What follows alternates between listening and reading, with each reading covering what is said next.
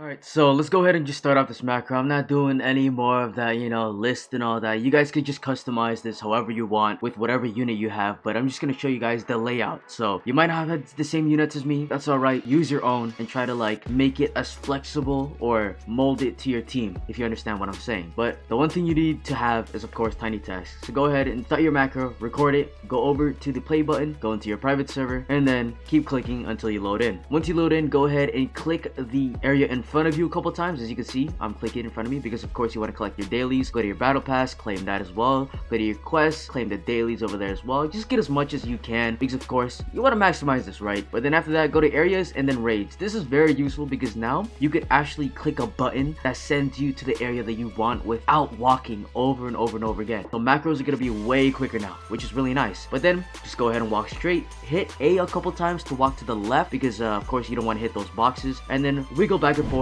do A and D and W, keep spamming those until you get inside the portal because of course sometimes it doesn't work, so you just want to wiggle a couple times. And then since the storm hideout is at the top, once you're done wiggling and confirm that you're actually inside the machine, click storm hideout, which I'm gonna do here in a bit. Come on, hurry up. There we go. Click storm hideout, do the one that you want to do. Maybe you could even do the 8 branches if you have like a unique or something, or you could do the immortal snake, but the one that I did is the root leader because it's kind of like in the middle-ish, you could say, in terms of viability for those who are not that great at the game and those who don't really have like OP traits. So that's why I pick a root leader. Click that a couple times, click select, and then start. So like I said, you could do the harder ones and then maybe even get a chance for Shusui if you want to, but I wouldn't take my chances and I'd rather just do the final confrontation every single day. But besides that, click select, start, and then wait for yourself to load in. Once you're loaded in, this is the first angle I'm going to go over, which is the preferable one because I've been seeing this more often than the other one. But since they spawn in the same area and facing the same direction, it doesn't really matter honestly, but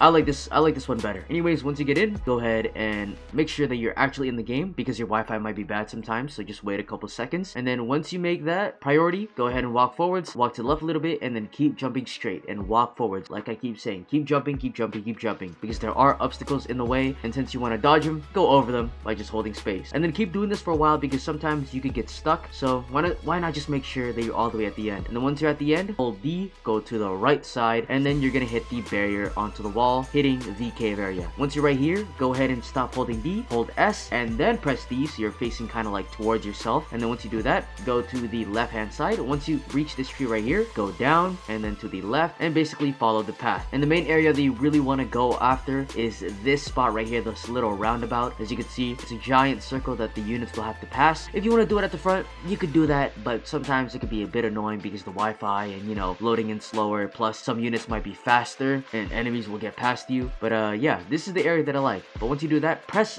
O a couple times to actually increase your view distance because then you'll have more space to place down your units. And I actually figured this out a while back ago. I don't know why I'm not integrating this into my macros, but press O a couple times. I say 2 times at most because that's really all you need. And then click skip. I messed that up, but the thing's already passed by. And the main issue that I didn't do here is actually place down my speedwagon because I don't know, I forgot at the moment. But you're supposed to place down your money units, place down all of them down, and then once you have enough for a damaging unit that can defend, go ahead and place it on whatever type they are. So if they're ground, place it like somewhere over here or maybe somewhere up here. If they're hill units, place it on the hill area. It's quite simple. As you can see, I'm letting them pass just a little bit, and then once you do have enough money, I'm gonna go ahead and place down my metal knight, which at that point he's just gonna carry and kill all of them. And then once you have your defender, keep placing down your money units and then you should be good to go. And as you can see, this is my total loadout for the early game. Late game, I'll probably place down some more units like more Sakuras, as deaths on the ground just in case for more damage, even Karakuri for the slows just in case to get a little closer. But my metal knights should be able to clear every single one of these root traders for the entire game basically, since they have decent traits, they have the relic that increases their damage, and they also have the Tomoe passive buffs in the shop. So watch out my previous video on how to get that extra damage when you're doing this hideout. But besides that, yeah, that's basically it for this angle. And then for the rest of the raid, just keep upgrading them over and over again, upgrade your money units, and then boom, it's not that hard, they're dead. And the boss doesn't even have that much HP anyway, so you're gonna be able to scale higher than them. And once you complete the boss, wait a couple seconds, hit the next button right here a couple times, and then once you hit the next button, stay there for around 10 to 15 seconds for a little bit more, just to make sure you actually finish the game, and then go ahead and exit out. And then you can end your macro as soon as you exit out, because of course it's gonna relocate your mouse to wherever your macro started, so it doesn't really matter wherever you